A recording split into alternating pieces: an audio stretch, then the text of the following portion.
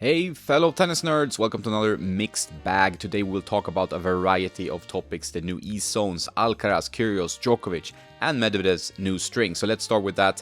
Daniil Medvedev has been seen practicing with what looks like razor white strings instead of the new razor soft that he switched to in 2023. Will this mean that he returns to his old string setup, razor cold white, for the 2024 season? And what do you think of his chances for 2024 in general? There has been an adjustment to the ATP ranking system when it comes to points. It's not a huge change, but you will get more points from ATP and Grand Slams compared to, for example, Challengers. This will make it more difficult for players to farm points in these events. Yonex have released a new cosmetic for their Ezone rackets. Please note, this is just a new paint on the existing line of power rackets from Yonex, not a new racket altogether.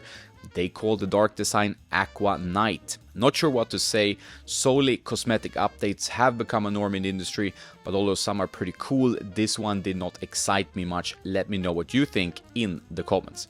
Matteo Berrettini, a guy with loads of injury issues, has pulled out of Brisbane, I assume due to injury again. When will his concerns end? It's disheartening stuff for fans of the so-called Italian hammer. Djokovic and Alcaraz will face off in an exhibition at the time of talking at the Riyadh Tennis Cup. Before that, Sabalenka beat Ons Jabeur in 3 sets. But does anyone watch these exhibitions? Are they entertaining or valuable? And can players really complain about the long season when there are exhibitions throughout the off-season that most stars seem happy to play? You can discuss that as well in the comments. Talking about Alcaraz, Juan Carlos Ferrero will not join Alcaraz at the Australian Open due to arthroscopic surgery on his left knee. I hope I pronounced that right. Samuel Lopez, who was in Alcaraz camp during his win in Queens in 2023, will join instead. He is one of those players, Alcaraz, that relies heavily on Ferrero's support, so it might be a noticeable change for him. It will be interesting to follow that.